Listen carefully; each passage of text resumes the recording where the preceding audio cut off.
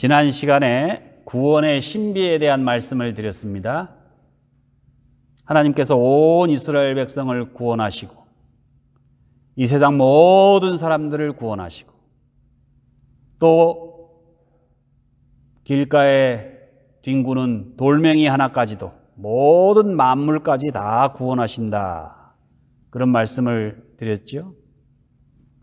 우리들의 이성이나 통념, 교리나 신학으로는 이해할 수 없고 깨달을 수 없는 그 광대하고 신비로운 구원의 비밀을 깨달은 우리는 과연 어떻게 살 것인가?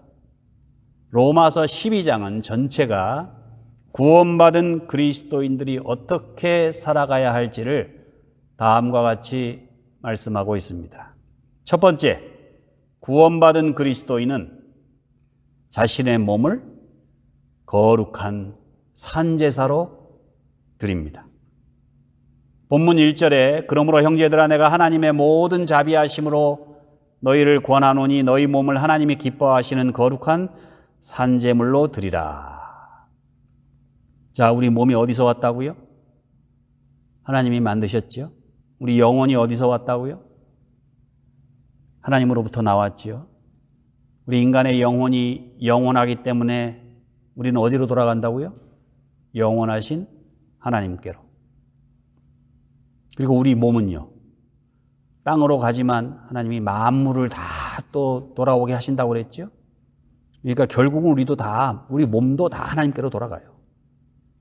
그런데 이 몸은 주로 이 땅에 사는 동안 사용하는 하나님의 도구입니다. 그런데 사람들이 어차피 육신은 더럽고 썩어질 거니까 그냥 하나님의 뜻하고는 상관없이 그냥 내 뜻대로 내 마음대로 내 쾌락과 욕망을 위해서 사용해도 되겠지. 이렇게 자기 몸을 자기 마음대로 사용하고 학대하기까지 하는 분들도 있어요. 그러나 인간이 어디로 와서 어디로 가는지 우리 인간의 본질을 알고 구원의 신비를 깨달은 우리 성도는 이 몸도 결국은 하나님의 것이고 하나님께로 돌아갈 것이기 때문에 하나님이 원하시는 대로 이 몸을 사용하려고 노력해야 된다는 말이에요. 그러기 위해서 이 몸을 하나님이 기뻐하시는 거룩한 산제사로 드리라는 말입니다. 왜요? 우리 영혼뿐만 아니라 우리 육신도 하나님 것이기 때문에. 최근에 우리 막내 따님 계신 저 텍사스로 우리 조숙형 권사님이 이주하셨는데 이 조숙형 권사님이 죄송한 말씀이지만은 일제강점기에 교육도 제대로 못 받으셨어요. 교육을 못 받으셨어요. 그 일찌감치 과부가 되시고 시골에서 아주 가난하게 고생을 많이 하셨습니다. 그런데도 자식들을 잘 키우시고 아주 자기 관리를 잘 하세요. 제가 이제까지 그 연세에 지금 95인가 6인가가 그러시죠. 그 연세에 그렇게 정신이 맑으시고 자기 관리를 잘 하신 분은 저는 못 봤습니다. 제가 100살 넘는 분도 보고 그랬어요. 근데 교육도 잘 못 받으시고 가난하게 사시고. 여러분, 저는 아직 모르겠는데 80이 넘으면요, 80이 넘으신 분은 주일날 교회 한번 나오려면 일주일 내내 음식물도 조심하고 운동도 규칙적으로 하고 자기 관리를 잘해야 주일 예배에 참석하실 수 있대요. 80 넘으신 분쟁입니다. 맞을 것 같아요. 이게 쉬운 일이 아닙니다. 연세가 높으신 분들이 교회 나오는 그것 자체가 정말 위대한 일입니다.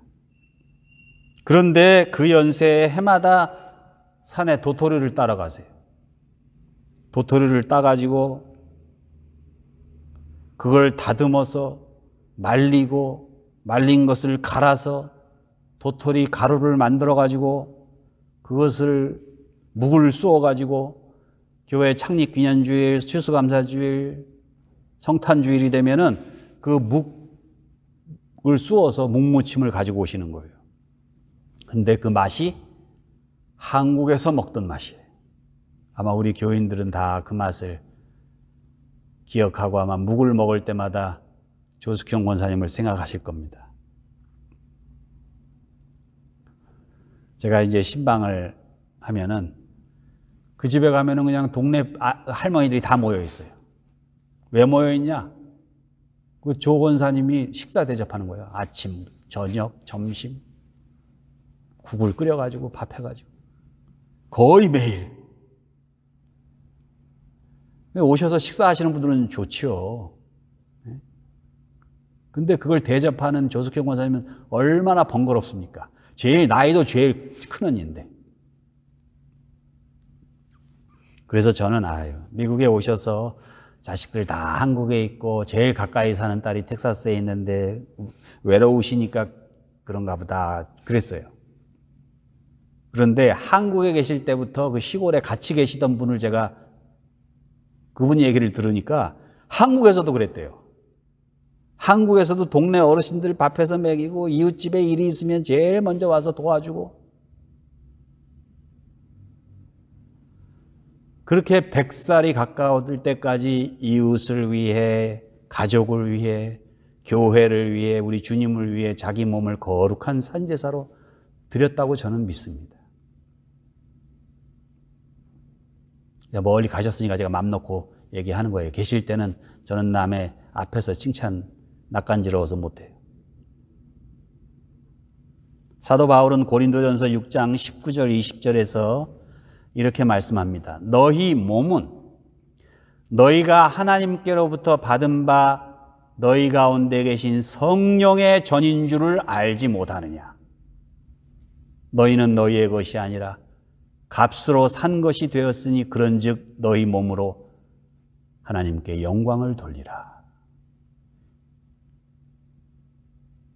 고린도 교회 교인들이 인간의 몸은 불완전하고 더러운 것이라고 생각을 했어요. 그래서 예수 믿어서 영혼은 구원받아도 육체는 저주를 받아서 땅에 묻힌다고 생각했어요. 틀린 얘기예요. 육체는요, 성령의 전이에요. 우리 성령께서 계신 곳이. 너희 몸이 그리스도의 지체인 줄을 알지 못하느냐? 음행을 피하라. 사람이 범하는 죄마다 몸 밖에 있거니와 음행하는 자는 자기 몸에게 죄를 범하느니라. 하나님께서 우리들에게 주신 이 육체, 이게 거룩한 거라는 거예요. 그리고 내 몸이니까 내 마음대로 할 게 아니라는 거예요. 그리스도의 소유라는 거예요. 성령이 계신 전이라는 거예요. 내게 주신 이 육체를 내 욕망과 쾌락을 위한 도구가 아니라 하나님의 영광을 위해 거룩한 산제물로 드리시는 여러분들 되시기를 우리 주님의 이름으로 축원합니다. 두 번째, 구원받은 그리스도인은 하나님의 뜻대로 삽니다. 2절 보세요. 너희는 이 세대를 본받지 말고 오직 마음을 새롭게 함으로 변화를 받아 하나님의 선하시고 기뻐하시고 온전하신 뜻이 무엇인지 분별하도록 하라. 사람이 태어나서 어릴 때는 부모님 뜻대로 살고 사춘기를 지나서 철이 들기 시작하면은 내 뜻대로 살고 직업을 갖고 결혼을 하고 하면은 배우자 뜻대로 살고 나이가 들어서 이제 건강이 나빠지고 드러눕기 시작하면 자식 뜻대로 살고 사람이요 아무리 똑똑해서 내가 내 맘대로 산다고 하지만 결국은 누군가의 뜻대로 살아갈 수밖에 없는 나약한 존재예요. 우리 인간은.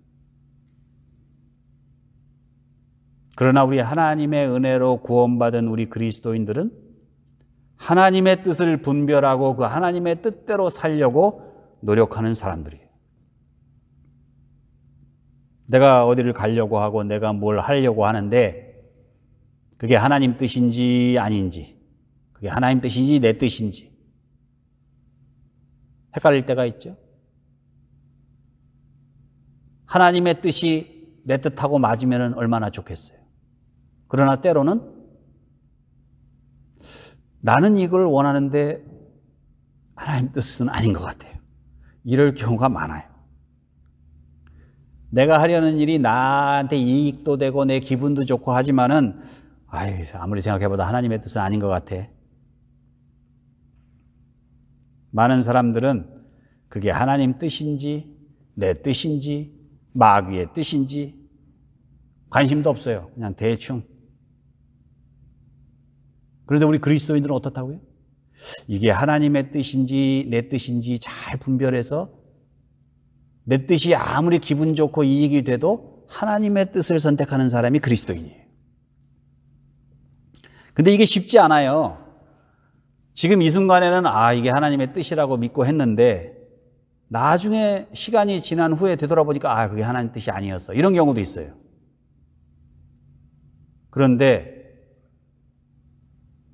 나중에 내가 그때 하나님의 뜻이 아닌데도 내 뜻인데도 하나님의 뜻인 줄 알고 했던 그런 일들에 대해서 하나님이 어떻게 하실까요? 너 내 뜻대로 안 했으니까 너 벌 받아. 이게 아니라 하나님께서 그걸 이해하신다는 거예요. 우리 인간의 불완전성을 이해하시는 거예요. 다만 중요한 것은 그리스도인의 순수성이에요. 내가 비록 하나님의 뜻인 줄 알고 아닌데, 하나님의 뜻이 아닌데 하나님의 뜻인 줄 알고 그렇게 행했어도 하나님의 뜻대로 하려는 노력이 있었잖아요. 그럼 하나님께서는 그 순수한 뜻을 보시고 용서하고 인정해 주시는 거예요. 하나님께서는 우리 인간의 시행착오를 이해해 주시고 용서해 주시는 분이에요. 그것을 로마서 8장 28절에 사도 바울은 하나님을 사랑하는 자, 곧 그 뜻대로 부르심을 입은 자들에게는 모든 것이 합력하여 선을 이루느니라. 이렇게 고백하고 있습니다. 사도 바울도 이게 하나님의 뜻인 줄 알고 했어요. 근데 돌이켜보니까 아니었어요. 그런데 내가 그때 하나님의 뜻대로 하려고 하다가 그렇게 된 거예요. 그러면 하나님께서 그 모든 내 시행착오까지도 다 합력해서 선을 이루어 주신다는 얘기예요. 프레드릭 마이어라는 목사님이 한 번은 이제 예인선을 탄 적이 있어요. 예인선 여러분 아시죠? 큰 원양 어선이 엄청, 여러분 차도 조금 큰 차면 파킹하기가 어렵잖아요. 마찬가지예요. 배가 엄청 크니까 그 항구에 들어와서 그 부두에다가 이렇게 정박을 시켜야 되는데 그게 마음대로 안 된다고요. 그래서 예인선이 있어요. 그 큰 배를 이렇게 인도 길잡이 해가지고 항구에 안전하게 정박시키는 예인선이 있는데 그 예인선을 타는데 그냥 안개가 가득 끼었는데 노련하게 그 원양어선을 쫙 부두로 인도를 하는 거예요. 이야, 이거 정말 대단하다. 도대체 이거 어떻게 하는 거지? 이렇게 좁은 항로로 어떻게 저 큰 배를 예인할 수 있을까? 그래서 물어봤어요. 아니, 어떻게 하시냐고. 그랬더니 선장이, 선생님, 저기 불이 보이죠? 불, 가만히 보니까 잘 안 보이는데 보여요. 근데 불이 3개가 이렇게 있어요. 근데 그 3개가 일렬로 정렬되면은 내가 올바른 방향으로 가고 있다는 증거래요. 근데 그게 3개의 등불이 일렬로 정렬이 안 되면 내가 엉뚱한 데로 가고 있다는 거예요. 그래서 자기는 딴 건 안 본대요. 아무것도. 안개도 안 보고 바람도 안 보고 오직 그 불만 쫙 보고 각도를 맞춰가지고. 근데 잘못해서 이렇게 좀 이 정렬이, 불 3개가 정렬이 안 되면 다시 나간대요. 다시 나가서 아니면 빙 다시 돌아서 다시 들어가고. 이렇게 여러 번 반복을 한대요. 날씨가 안 좋으면 더 실수가 많대요. 여러분, 우리 인생이 100% 하나님 뜻대로 살 수 없어요. 그러나 어떻게 해요? 하나님 말씀을 기준으로 해서 그 불빛을 3개가 정렬이 나란히 된 걸 보고 잘못 들어가면 또 나오고 다시 들어가고 다시 들어가고. 때로는 내 뜻이 먼저가 될 때도 있고 때로는 하나님 뜻이 아닌 줄 알면서도 일부러 딴 길로 갈 때도 있고, 그러나 그렇게 우리 인생이 때로는 항로를 이탈하기도 하고 다른 길로 돌아가기도 하고, 그러나 결국은 우리 인생은 하나님께서 예비하신 그 항구에 다 좁은 항구지만 거기 쫙 비집고 들어가서 안전하게 정박을 하듯 그렇게 우리들의 인생도 결국은 우리 하나님 앞에 가서 닻을 내리게 될 거예요. 비록 시행착오가 있더라도 그렇게 하나님의 뜻대로 살려고 열심히 말씀과 기도로 노력하다가 인생의 항해를 마치고 하나님 나라에 제대로 정박해서 다 함께 만나시기를 우리 주님의 이름으로 축원합니다. 마지막으로 세 번째, 구원받은 그리스도인은 믿음의 분량대로 지혜롭게 삽니다. 3절에 보세요. 내게 주신 은혜로 말미암아 너희 중 각 사람에게 말하노니 마땅히 생각할 그 이상의 생각을 품지 말고 오직 하나님께서 각 사람에게 나눠주신 믿음의 분량대로 지혜롭게 생각하라. 믿음의 분량대로 사는 것이 지혜로운 인생이라는 거예요. 우스운 농담을 하나 하겠습니다. 결혼 30주년 맞이한 60세 동갑 부부가 있는데 결혼 기념일에 천사가 나타나서 소원을 하나씩 들어준다고. 이제 30년 같이 잘 살았으니까 내가 소원을 하나씩 들어줄게. 그랬더니 아내가 아이고 저 고생했는데 죽기 전에 세계 일주 한번 해보고 싶다고. 그러니까 천사가 그 자리에서 그냥 항공권하고 여행 경비를 그냥 캐시로 두둑하게 탁 줬어요.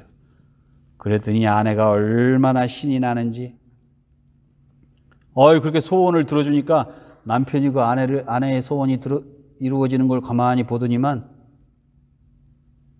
천사가 남편한테 당신의 소원은 뭐냐고 그러니까 나보다 30살쯤 젊은 여자하고 살아봤으면 좋겠네요. 부인 눈치를 보면서 천사한테 그렇게 얘기했대요. 그랬더니 천사가 정말? 그랬더니 그렇다. 그랬더니 천사가 그냥 날개를 피고 바람을 휘 일으켰더니 여자가 나타났는데 젊고 예쁜 여자가 나타난 게 아니라 남편이 폭상 늙어서 90세 노인이 됐대요. 알아들으셨으면 웃어야 되는데 안 웃으시네. 여러분, 우리 인생이 이렇게 우리들의 삶에 허영이 많아요. 분수에 맞지 않는 거를 그렇게 찾아 헤맬 경우가 많다고요. 거품이 많다 이거예요, 한마디로. 우리 20세기 들어서서 200만 년 우리 인류 역사상 유례가 없었던 고도 성장기를 살았기 때문에 우리들 삶에요, 거품이 너무 많아요.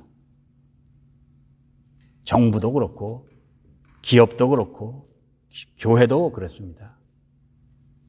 분수에 넘쳐요. 너무 허영과 과장이 심해요. 내 분수에 지나친 소비 문화, 내 믿음의 분량에서 넘어선 과장된 믿음 생활. 제가 이따금 간증집을 이렇게 읽는데 제가 솔직히 말씀드려서 너무 거짓말이 많아요. 이따금 제가 이제 대학 다닐 때 큰 은혜를 받았던 설교집을 읽거든요. 벌써 한 40년 전에 50년 전에 나온 그런 설교집이 있어요. 제가 그 설교집을 가만히 읽어요. 너무 과장이 많아요. 제가 느끼는 느낌이. 그리고 허풍이 많고. 거기다가 가짜 뉴스가 너무 많아요. 40, 50년 전에 목사님들이 쓴 설교집의 예화를 보면 지금은 다 가짜 뉴스로 다 밝혀진 것들이에요.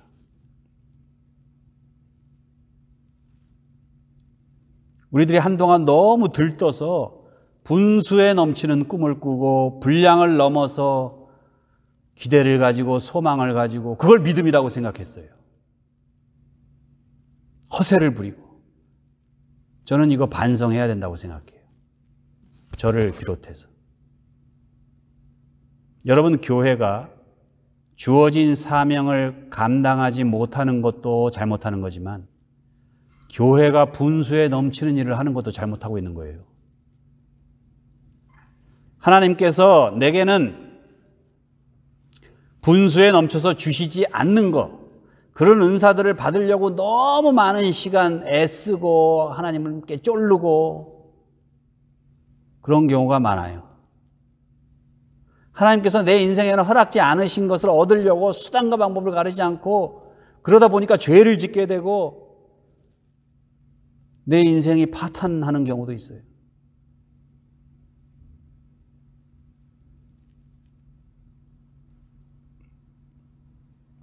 우리 많은 그리스도인들이 믿음과 허영을 구분하지 못할 때가 많아요. 거창하고 허탄한 목표를 세워놓고 기도하는 것만이 믿음이 아닙니다. 진정한 믿음이란 하나님께서 내게 주신 것을 정확히 파악해서 그 주신 은혜대로, 그 믿음의 분량대로 기뻐하며 감사하며 기도하며 그렇게 하나님을 섬기는 거예요. 그런 믿음에 대하여 본문 4절에서 이렇게 말씀합니다. 우리가 한 몸에 많은 지체를 가졌으나 모든 지체가 같은 기능을 가진 것이 아니니 이와 같이 우리 많은 사람이 그리스도 안에서 한 몸이 되어 서로 지체가 되었느니라.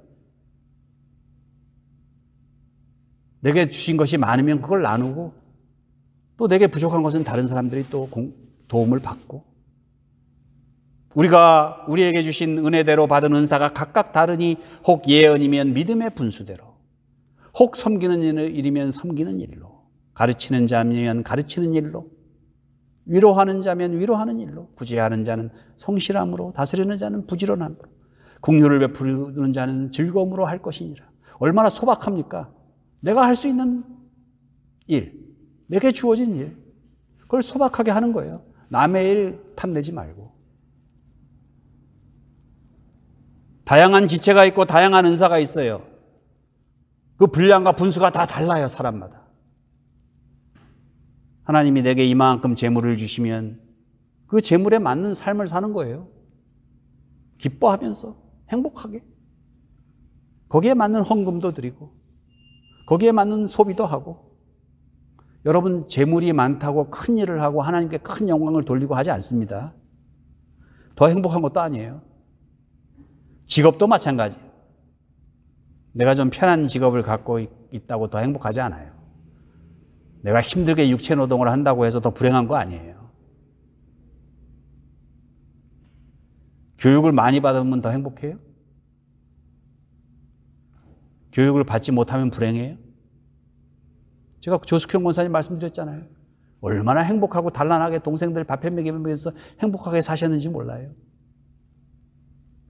교회의 직분도 마찬가지예요.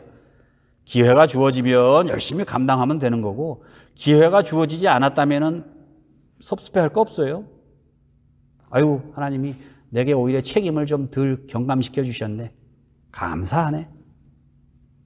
왜냐하면 내게는 하나님께서 내게만 주신 그 누구도 흉내내지 못할 귀한 은혜와 은사가 있기 때문에 내 삶의 몫의 태인 하나님께서 내게만 주신 게 있다고요. 분량이. 그걸 찾아서 감사하고 기뻐하며 살아가면 되는 거예요. 그거는 접어두고 찾으려고 생각도 안 하고 엉뚱한 거, 남의 거 비교하고 부러워하고 절망하고 좌절하고 무리하고 이래서 불행해지는 거예요. 자신의 몸을 거룩한 산제사로 드리시기 바랍니다.